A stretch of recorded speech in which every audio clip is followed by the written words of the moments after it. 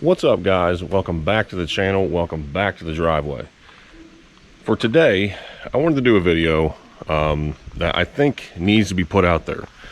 Not necessarily are we doing parts, are we doing anything to that degree. What we're going to do today is I troll the forums a pretty good amount. Facebook, as well as a number of other forums on these old second-gen trucks. And the same questions get repeated over and over again.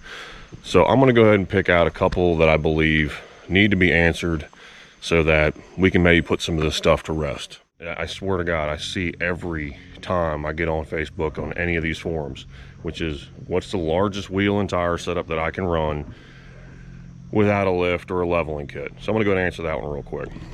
So, as you can tell, with some slight modification, you can run what I have, which are 325 60R18s. These are some old 18-inch XD wheels. What do I mean by slight modification? Well, if you guys have a second-gen truck, you know your front bumper doesn't stop right there.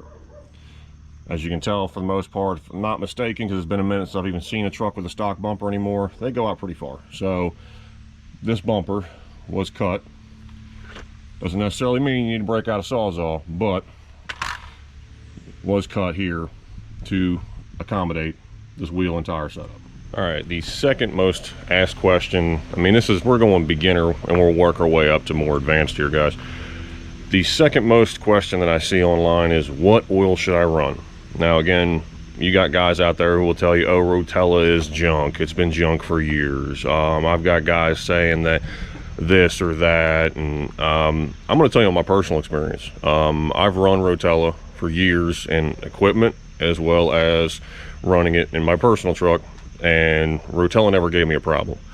But I can tell you right now, as far as lubrication factor and overall protection factor, there is no better oil out there on the market right now than Hot Shot Secrets. And if you combined it with a product like FR3,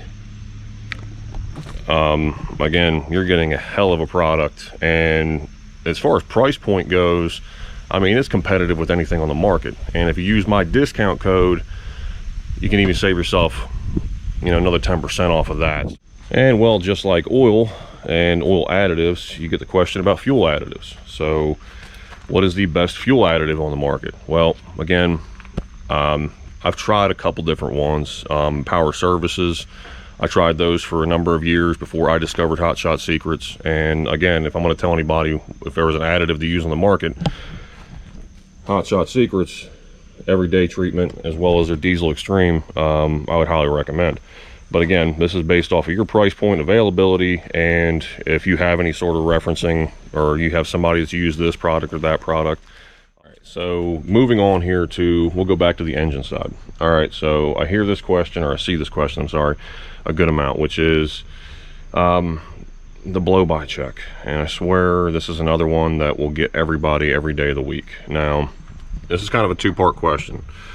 You could have a vacuum pump that is leaking or basically bypassing, and that can also give you the sense of blow-by. And let's go ahead and break it down a little bit easier. What is blow-by? Well, blow-by is basically the upper crankcase pressure. The engine has to vent it somehow or another, and usually this is caused because your piston to ring clearance has basically shrunk up. So now the oil vapor is now being pushed in to the cylinder head versus where it would normally escape. Now, the biggest issue with that is if you are running more, let's say more boost, more drive pressure, that's just compacting pressure on the engine itself, so the block as well as the cylinder head. Now, if you're getting excessive blow-by and your blow-by has pressure, or it's got oil being pushed out of your blow-by tube, which is coming out of the tappet cover, and that's where most people just have just the blow-by tube there. There are a number of ways around this. If you're getting oil leakage with it, I would highly recommend that if you're not ready to do a rebuild, then the next best thing will be venting it. What I mean there is, as you can tell here, guys have asked me in the past, okay, so what's the deal with this valve cover with the vent tube on it?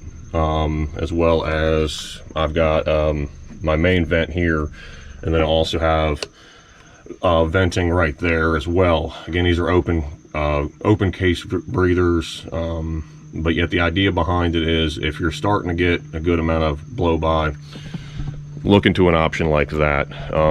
Again, if you're having excessive blow by and you're not ready to do a rebuild, there's a lot of issues that could come up from that.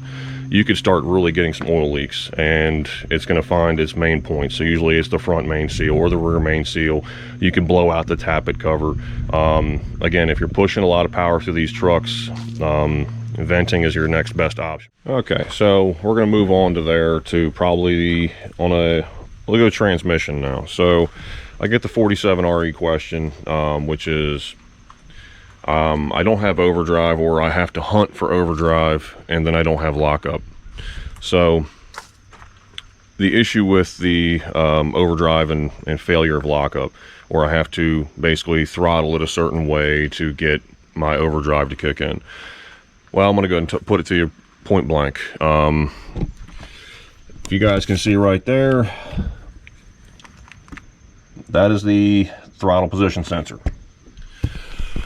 Now, the TPS on these trucks, people will change them religiously, and they'll run a month or so, and then they'll be back to the same issue. The issue with those are essentially there are bushings that hold the TPS in place onto the pump itself. And when they start to wear out, the TPS is also never going to function as it should. Now, you can keep replacing them, and they're not cheap anymore. I think the last time I looked at one, I think they were still like $180 to $200. And this is aftermarket crap. This is not exactly OEs.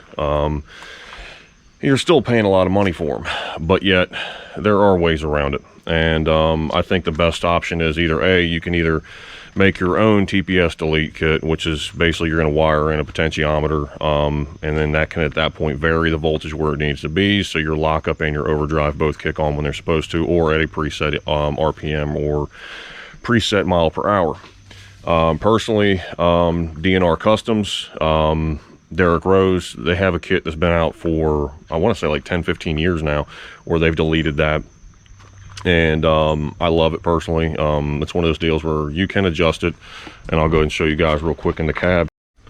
So you got that little knob right there. Once you preset it to where you like it, you can pretty much forget it. I mean, you could literally just hide it, but like me, I like to tinker with things. I like to essentially adjust things from time to time, but right now it's set where my lockup goes in at 42 miles an hour.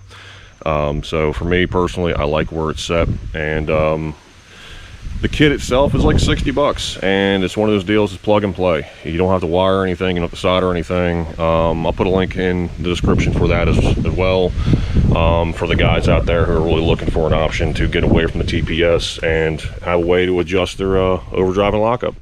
All right, so probably one of the biggest questions you get, and we're getting ready to be into October, going into November, and depending on what part of the world you are living, which is the dreaded, either the truck is hard to start, or voltage is always low when I go to crank it, and so on and so forth. Point blank, wintertime and diesels in general, batteries are going to be crucial. So before you go into the wintertime, depending on your point in the area, or your point in the country at least, if you're in Florida, this probably doesn't relate to you, or Texas and what have you. But again, battery voltage is crucial on these trucks, okay? With a diesel engine, the quicker you can spin the engine, the higher the compression is going to be. So the way I look at it, if you're having these type of issues, well, what's the biggest draw on the engine? Well, when you first turn the key on and it's wait to start, well, what's it doing? Well, it's activating your grid heater. So this little cooker right here is going to draw some serious current. So if you've got batteries that are weak, and they're already going to be weak because it's going to be cold out, and well, this right here is pretty much your reasoning for it. And even after the truck starts, it's still going to be kicking on for some short time there to basically try to keep the smoke down. That was the whole idea about it back in the day. That's why these engines are essentially tier 1 emissions, because they have one emissions compliant aid on there, which is, again, the grid heater. It keeps down on hard starts, and it also keeps down on that white smoke when you first start the truck up. So if you're having issues and you want to know why, when you're cranking the truck, it's real slow to crank, and then sometimes it doesn't start because it's slow to crank, batteries, and remember what's drawing your battery down, which is going to be your grid heater. And if, like I said, if you watch the alternator voltage while you are sitting there, even at idle, and it still kind of fluctuates a little bit, remember the grid heater's still on. So all right, guys, so I'm going to go ahead and cut it there. If there's any other questions you guys need answered, or something you want me to do a part 2 to, you know, leave your comments down below, leave your questions down below. Maybe I will do a second part to this if this video actually does anything. But again, guys, use this as a reference for anybody who is either A, you just recently bought the truck and you have a bunch of questions, or B, you've had the truck for a while and are experiencing some of these problems. Again, I could go on and on, but I really don't think an hour-long plus video will be something somebody's going to sit through and explain or really want to watch. So do what you guys always do: like, share, subscribe, P-Pump the world, and I will see you guys in the next video.